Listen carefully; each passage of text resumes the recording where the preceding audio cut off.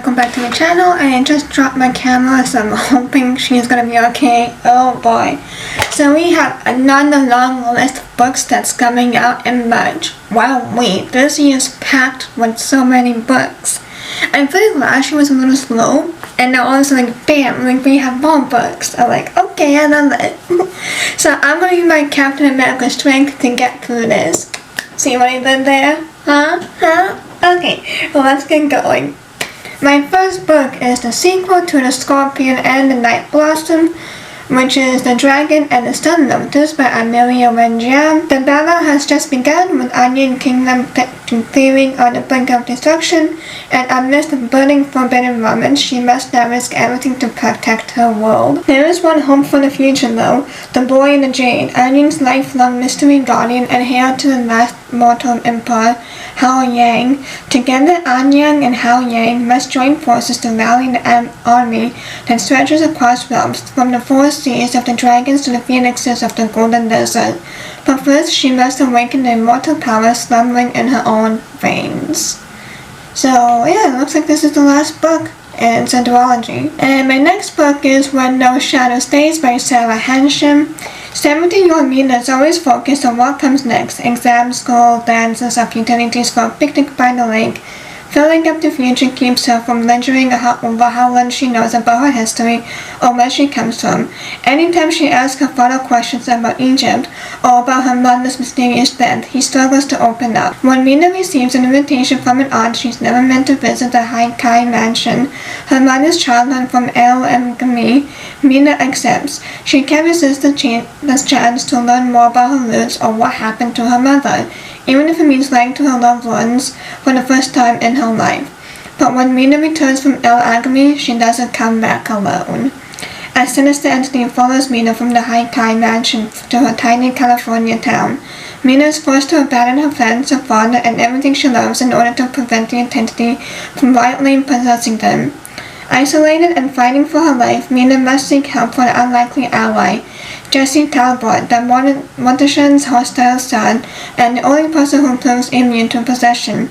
Jesse would rather floss with Bob Wyatt than team up with social butterfly Mina, but he doesn't exactly have a choice. After all, he is running from family secrets of his own. As Mina and Jesse dig deeper into Mina's family lore, they uncover bloody depth that must be satisfied if Mina wants to finish senior year alive. Comes out on March 31st. And I think I forgot to mention my very first book, The Dragon and the Sun Lotus. That comes out on March 3rd. Alright. My next book is also the sequel to Darker by 4 by June C.L. Pan, and this is Brighter Than 9. Mui has her life back together, or so it seems. Hailed as a hero, she's finally on her way to becoming an important member of the Exorcist Guild, but she knows the Heimlich remnants are still out there, and they're plotting something big, something evil. Zizi is trapped in the underworld. As his mortal body deteriorates, he realizes he can access the Fourth King memories, which may be the key to keeping the mortal realm safe. To save the girl he loves, he must defy fate and escape hell. Yemen watches from the shadows, magicless once more, when he discovers a dark family secret that changes everything he thought he knew. His hunger for power tempts him toward a possible betrayal, and he must decide what he truly stands for before it's too late. As the consequences of the past wreak havoc on the present, 3 lives bound by the threads of fate must weave a new destiny for themselves and the realms. Comes out on March 10th. My next book is When I Was Death by Alexis Henderson. A group of teen girls does death incarnate's bidding. Rosalind Volk isn't herself anymore. It's been a year since her sister Adeline died in the woods under mysterious circumstances, and Rosalind is still tormented by her absence. So when the elusive caravan of girls that Adeline spent her last summer with rolls back into town, Rosalind joins them to finally figure out what happened to her sister. Strange, beautiful, and intriguing, the girls are closed off from the world, and as it turns out, they're brought together by a force more sinister than Rosalind's nightmares could have conjured Death himself. Death has spared the girls from untimely endings, and to pay for their lives, the girls travel the country reaping souls on his behalf. Now Rosalind must decide if finding closure is worth the price of striking the same deal. Comes out on March 10th. My next book is Mayhem and the Mortal by Shanora Williams. One mission, one curse, no escape. Zaria doesn't want a hero, she needs a weapon. To save her sister from a sword-devouring curse, she has to cross the shallows, a nightmare landscape of ruined magic, shifting paths, and vicious creatures that eat people alive. Her guide? Pan Valcor, sorcerer assassin walking red flag. His name clears rooms, his magic clears quietly, and whatever he's really after is not salvation. He promises to help, he might even mean it. Rosalia knows better than to trust a lion with a blade and ice in his veins. She just doesn't have a choice. Comes out on March 3rd. My next book is Murderous Creatures by Jesse Cole Jackson.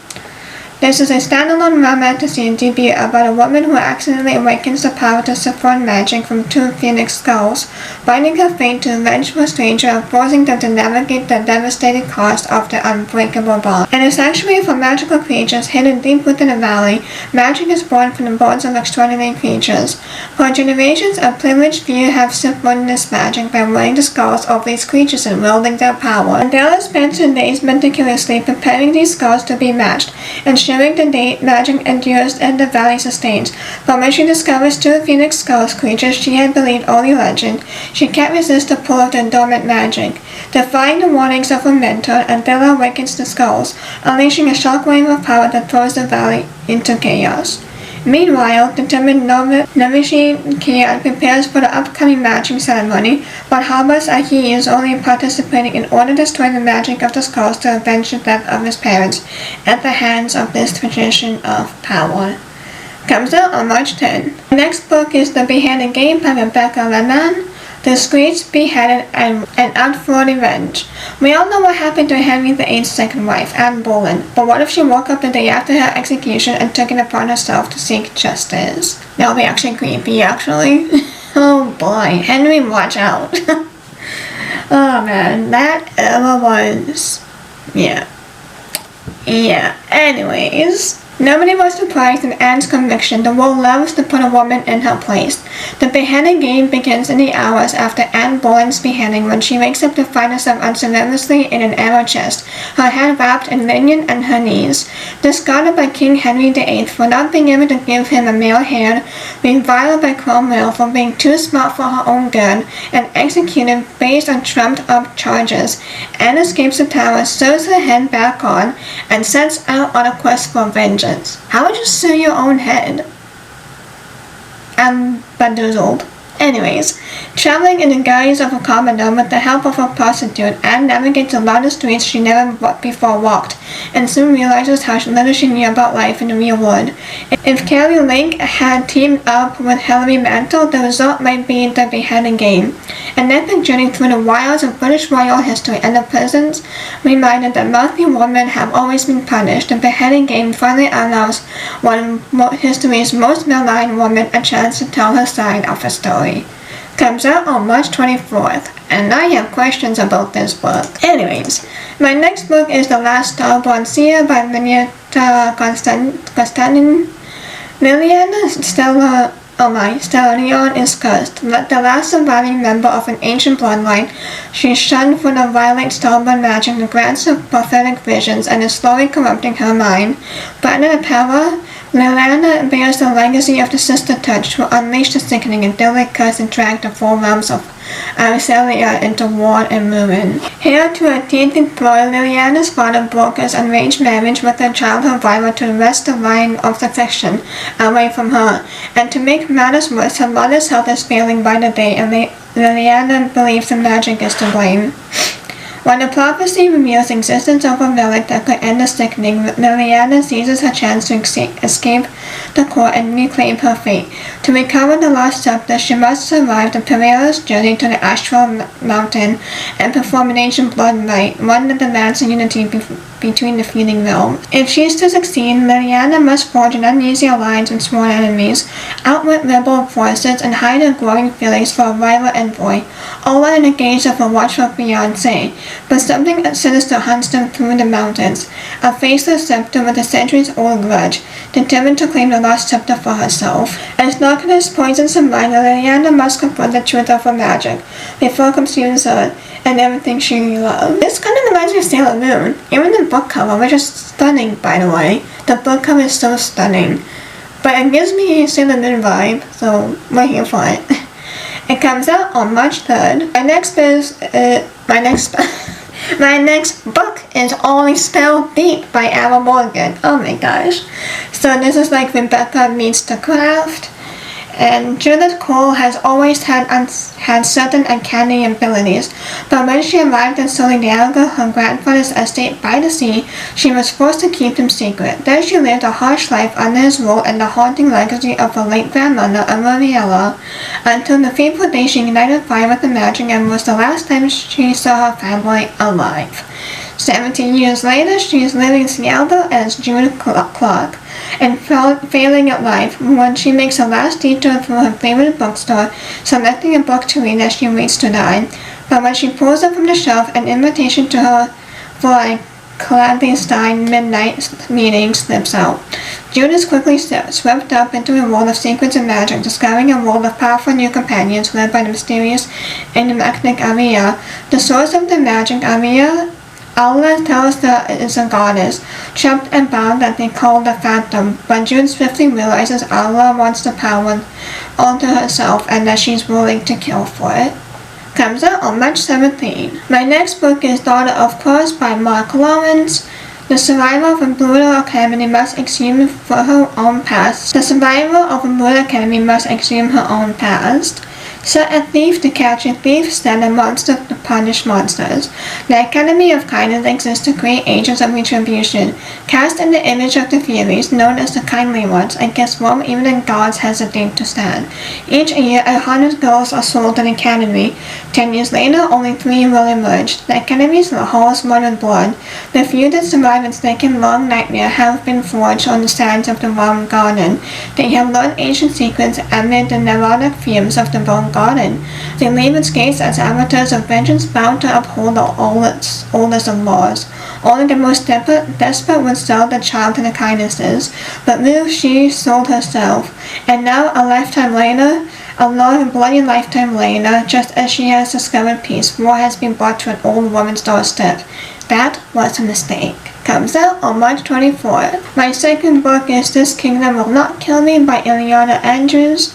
Fantasy set in a city people with ruffians, spies, malcontents, and murderers. Experience out of this world adventure and dangerous politics as Maggie tries to survive waking up in a favorite fictional world. When Maggie wakes up cold, filthy, and naked in a gutter, it doesn't take long to recognize Kara Turin. It's a city she knows intimately from the pages of her famously unfinished dark fantasy series, one she's been obsessively reading and rereading while waiting years for the final novel. Her only tools for navigating this gritty world of rival warlords, magic, and mayhem, her encyclopedic knowledge of the plot, the setting and the characters' ambitions and the fates. But while she quickly discovers she cannot be killed, though many will try, the same cannot be said for the living, breathing character she's coming to love. A motley brand that includes a former lady's maid, a deadly assassin, various outrageous magical creatures, and a dangerously appealing soldier. Soon, instead of trying to return home, she finds herself enmeshed in the schemes and attentions of dueling princesses, dukes, and villains. This all while trying to save them a kingdom of villas from the ending she's seen on the Catalysm Ward. Comes out on March 31st. Next book is These Shattered Spires by Cassidy Ellie Salter. Entombed beneath the tooth-filled sky, the world rots. Those yet to succumb to the curse of decay and Hammerforth Spires Castle, home to arcanists from across the 4 magical disciplines, blood, bone, stone, and botany. The castle is thrown into chaos when the ruler of 4 spires is assassinated. To crown a new ruler, the arcanists and the human familiars are forced to kill or be killed in the slaughter, a bloody fight for succession at the top of the 5th tower. Familiars, both servants and sources of power to arcanists, are forbidden from even speaking. From them the slaughter means certain death. When Nixie, a botanical familiar, learns that her fate can be avoided and the demonic curse of 4 spires lifted, she will stop at nothing to save herself, but she must work with familiars from across the rival disciplines. Not easy when one of them is her bone-rich ex-girlfriend, Tano. Find 4 magical curse keys and climb the deadly 5th tower. With just 48 hours until the slaughter begins, Nixie and Tano must forge an unlikely alliance with rival familiars, Alice and Elliot. Together the 4 wielders must battle widows? It has a Y. Widows?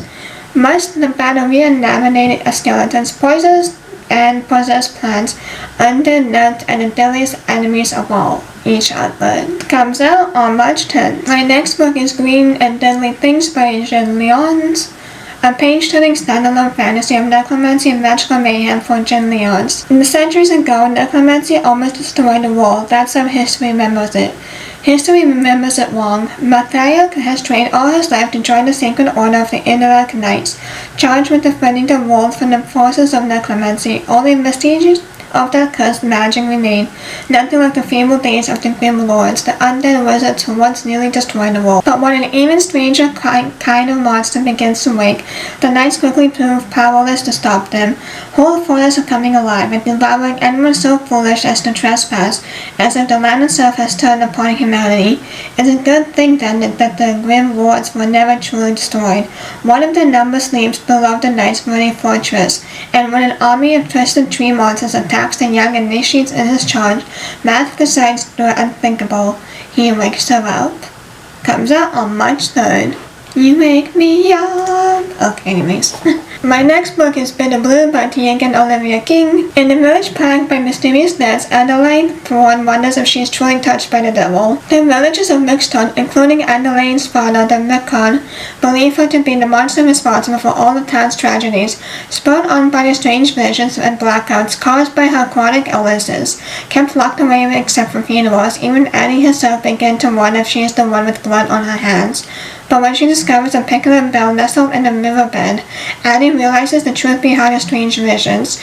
They are actually the ghosts of the villagers dead searching for rest, with the bell's strange power allowing her to see the lost souls and open the doorway to the ruined wood where they are trapped. She instructs to deal with the ghost of Bram Avery and the young lord Ransom Black to venture into the hellish purgator. As the three make their way deeper into the wood, each motivated by their own desperate desires, trust turns to betrayal and flawless facades begin to flicker. It may be that the ones Annie has so longed to reunite all those who have been lying to her entire life. Comes out on March 10th. My next book is A Wish So Deadly by Mariellis Lockstone. Legends are never forged without a little ruin. Unwittingly steals cursed jewels from a powerful Soul Reaper, she pays the ultimate price. The Soul Reaper takes his sister's soul. Desperate to save her sister, Talia strikes a deal. She will enter a deadly magical tournament, and if she lives, she will claim the prize of a wish, the only payment the Soul Reaper will accept in exchange for the return of his sister. But the tournament can only be won in pairs. Talia is paired with Talon, the Soul Reaper's brooding, mysterious protégé, harboring secrets of his own. They must find a way to work together if they are going to make it through the deadly trials of life. And as Talia's feelings for Talon grow, the stakes get even higher. She realizes the ultimate prize might just be her heart. Comes out on March 12th. The next book is Midnight on the Celestia by Julia Alexandra. Democatus has never been afraid of the dead. Her power to summon spirits has awed the guests of her esteemed family's galas for as long as she can remember. Her future is certain, and her gift will be another shining jewel in the Democatus legacy. But when she fails the realm's trial to keep her magic and is deemed too dangerous for society, she faces a harrowing choice: give up her gift or serve her punishment sentenced aboard the Celestial, a luxurious magical cruise ship where staff members compete for guest boats to earn a commended retrial. As her conscience is most generous than demands of affluent guests, cruel bosses and the suspicion that infuriating handsome silks performer Eva Lund is determined to keep her from a retrial. Comes out on March 3rd. We're almost done, y'all. My next book is Prodigal Tiger by Samantha Chong. So this is a fantasy debut that brings vibrant Malaysian folklore to life. For 5 years, Caroline Chua has lived in exile from her home and family in Malaysia and the Mantra Academy in New York City, far enough away that she can hug the people she loves. That is until she is abruptly summoned home in an emergency. Her beloved older brother, Aaron, who is next in line to become the protector of the island, has vanished. And now back in Penang, she can't help but notice the things that don't feel the same as they once did. And it's unclear if she's changed or the island. Comes out on March 17th. My next book is The Star Blessed by Angie Dickinson. 3 legendary origins of power, 2 royal bloodlines, 1 deadly curse. The kingdom of Stellaris is slowly dying. A season of poison infects the air, earth, and water with increasing deadliness each year, and a deep love of gold and power infects the failing mind of the king. His only daughter, first in line to the throne, Princess Serene, lives in a tightly controlled isolation. When she is suddenly thrust into royal society, she struggles to hide the strain of untamed magic awakening in her blood. Comes out on March 17. So this is like reimagining and reinventing of 2 fairy tales, Rumpelstiltskin and Cat Skin by the Brothers Grimm. I already talked about this, and there's Lady Tremaine by Rachel Hodgson. Some breathtaking reimagining Cinderella as told through the eyes of its iconic evil stepmother, revealing a propulsive love story about the lengths of a mother will go for her children. Comes out on March 3rd. My next book is Daughter of Egypt by Marie Benedict. 1920s London was enthralled by the discovery of the treasure-filled tomb of Pharaoh Tutankhamun, filled with priceless statues, jewels, and the gold-encased mummy of the boy pharaoh himself. The burial site unleashed a fascination with the ancient world and revolutionized the world of archaeology. Isn't it a curse that once you open the Pharaoh Tut, you will get cursed or something? I'm pretty sure that was a thing.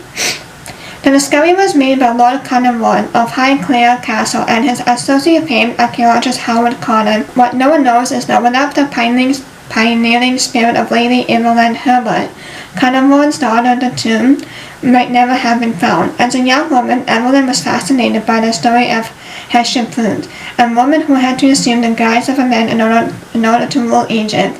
Although she brought peace and prosperity to Egypt, her male successor ruthlessly and fully erased her name from history. Lady Evelyn's ambition to find the tomb of Egypt's first woman ruler exposes her to a life-threatening danger and pits her against archaeologists who refuse to believe the tomb can be found, and certainly not by a woman. Refusing to give up, Evelyn is on the verge of success when she is suddenly forced to make an agonizing choice between loyalty to her beloved father and realizing the dream of her lifetime. Comes out on March 24th. We're about 5 minutes into the 30 mark, into the 24th mark, so I'm hoping this will be the last session before my camera shuts off at the 30 minutes. So my last book is Achia by Soraya Boazau, Tempest Monster Warrior. The ultimate female range fantasy, Achia is a fierce, devastating, powerful, and romantic. The Portuguese flag has been planted across Morocco, its empire ruling with an iron fist, but eventually all empires must fall. Achia, the daughter of a Moroccan freedom fighter, was born for battle. She has witnessed the death of her people, the starvation and torture at the hands of the occupiers, and it has awakened an anger within her, an anger that burns hot and bright and speaks to Achia's soul. Only Achia's secret love of Racine, a rebellion leader, knows how to soothe her, but as the fight for Morocco's freedom reaches a violent climax, the creature that swims beneath Achia's skin begs to be unleashed. It hungers for the screams of those who have caused her pain, and it will not be ignored. Comes out on March 24th. Okay, so we got another long one. I kind of have to hurry before it reaches the 30 mark. So I hope you guys like this. Let me know what you're excited for March book releases, and please like, comment, subscribe so you know when every time I post. I will see you on my next one. Bye!